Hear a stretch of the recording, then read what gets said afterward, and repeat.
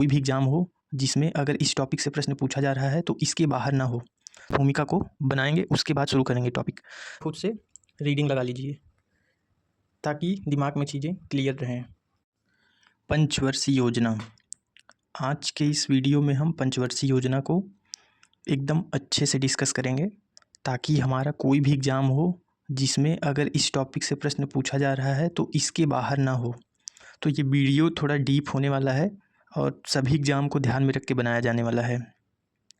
तो 5 year plan यानी पंचवर्षीय योजना, इसको पढ़ने से पहले हम इसके विश्व में इतिहास के बारे में जान लेते हैं कि विश्व में इसका इतिहास क्या था। आखिर सर्वप्रथम पंचवर्षीय योजना किस देश में प्रारंभ हुई और भारत में इसकी क्या आवश्यकता पड़ी शुरुआत करने की। इन सब चीज़ों को हम लिंक करेंगे, उसके बाद अपने प्रथम पंचवर्षीय योजना की तरफ हम लोग आगे बढ़ेंगे ताकि सारी चीज़ें माइंड में कनेक्ट रहें और हमको याद करने में दिक्कत ना हो। तो चलिए शुरू करते हैं पंचवर्षीय योजना। ये एक ऐसा टॉपिक है जो न केवल हिस्ट्री बल्कि अर्थव्यवस्था दोनों में एक इम्पॉर्टेंट रोल अदा करता है। ऐसा कोई एग्ज़ाम नहीं है जिसमें इससे क्वेश्चन न पूछे जाएं। तो चलिए हम शुरू करते हैं पंचवर्षीय योजना। तो जैसा कि हम लोग पहले बात कर चुके हैं कि हम इसके इतिहास के बारे में जानेंगे और इसकी भूमिका को बनाएंगे, उसके बाद शुरू करेंगे टॉपिक। तो सबसे पहले पंचवर्षीय योजना किस देश में शुरू हुई? तो ये सबसे पहले यूएसएसआर में शुरू हुई और इसका स्थानीय नाम यूएसएसआर में पंचवर्षीय योजना न होकर के बल्कि पेंटिलेटका थी। वहाँ का स्थानीय नाम पेंटिलेटका था। थोड़ा कठिन प्रोनाउंसिएशन है, लेकिन इसकी शुरुआत जो है वो 1928 में हुई थी यूएसएसआर में। और इसके जो जनक माने जाते हैं, वहाँ जो इसको शुरुआत इसकी किए थे वो जोसेफ स्टैलिन माने जाते हैं। और इस चीज़ से अपने प्रधानमंत्री जी पंडित जवाहरलाल नेहरू काफ़ी प्रसन्न थे। और भारत में ऐसा नहीं है कि आज़ादी के बाद डायरेक्ट पंचवर्षीय योजना आ गई, बल्कि भारत में आज़ादी के पहले भी पंचवर्षीय योजना जैसे बहुत सारे कार्यक्रम चलाए गए थे। जैसे 1938 में कांग्रेस के द्वारा राष्ट्रीय योजना कमेटी की शुरुआत की गई थी और इसके अध्यक्ष पंडित जवाहरलाल नेहरू थे। तो आज़ादी के बाद हमको क्या ज़रूरत पड़ी या भारत देश को क्या ज़रूरत पड़ी कि पंचवर्षीय योजना जैसे कार्यक्रम को चलाना पड़ा। आखिर क्यों चलाना पड़ा? तो इसको पहले हम जान लेते हैं कि आखिर भारत में इसको चलाने की आवश्यकता क्यों पड़ी।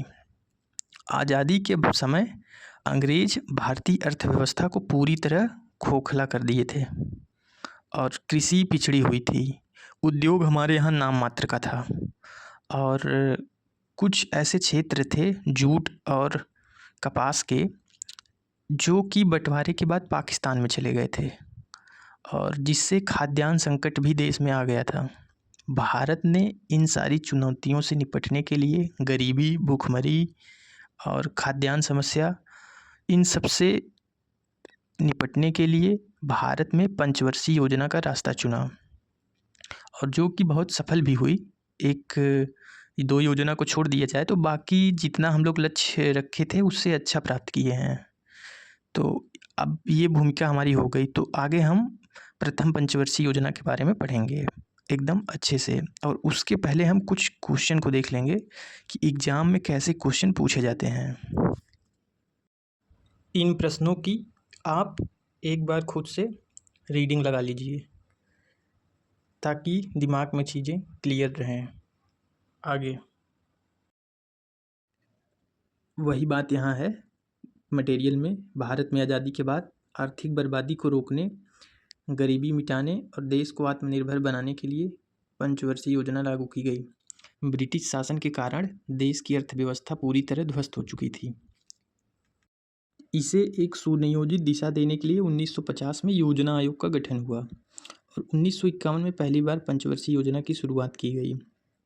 तो अब हम यहाँ से स्पष्ट रूप से अपनी प्रथम पंचवर्षीय योजना के बारे में पढ़ेंगे कि प्रथम पंचवर्षीय योजना क्या थी। और उसके पहले हम कुछ प्रश्न देख लेते हैं कि एग्ज़ाम में कैसे प्रश्न पूछे जाते हैं ताकि माइंड में ये चीज़ क्लियर रहे कि कॉन्सेप्ट को हमको कैसे पढ़ना है। तो ये कुछ प्रश्न रहें जिसको आप लोग देख लीजिए। ये आरआरबी ग्रुप डी जो 2018 में पूछा गया है। ये SSC CHSL का प्रश्न है और ये SSC CPO 2019 का प्रश्न है और कुछ BPSC के भी प्रश्न हैं। ये सब हमारे प्रथम पंचवर्षीय योजना के प्रश्न हैं। ये सब प्रश्न इसलिए दिखा रहे हैं क्योंकि आगे जब हम कॉन्सेप्ट को पढ़ें तो दिमाग में ये क्लियर रहे कि कैसे प्रश्न पूछे जाते हैं, क्योंकि लोग ऊपर ऊपर से पढ़ा देते हैं और चीज़ें क्लियर नहीं हो पाती हैं। तो आइए अब हम शुरू करें अपनी प्रथम पंचवर्षीय योजना, जो कि 1951 से 1956 तक चली थी। यह योजना मुख्य रूप से कृषि, सिंचाई और बिजली पर केंद्रित थी ताकि देश खाद्य सुरक्षा के मामले में आत्मनिर्भर बन सके। इसका मॉडल, जो कि हर एग्जाम में पूछा जाता है कि प्रथम पंचवर्षीय योजना का मॉडल क्या था, तो ये हेराल्ड डोमर मॉडल पे आधारित थी। और जो अच्छे एग्जाम्स होते हैं उसमें इसकी GDP लक्ष्य पूछा जाता है, जो कि 2.1 था और हम लोग 3.6 की शानदार विकास दर हासिल किए थे, जिसके लिए ये काफ़ी सफल योजना में से एक मानी जाती है। हम लोग जितना वृद्धि लक्ष्य रखे थे उससे कहीं ज़्यादा अच्छा वृद्धि लक्ष्य हासिल किए थे।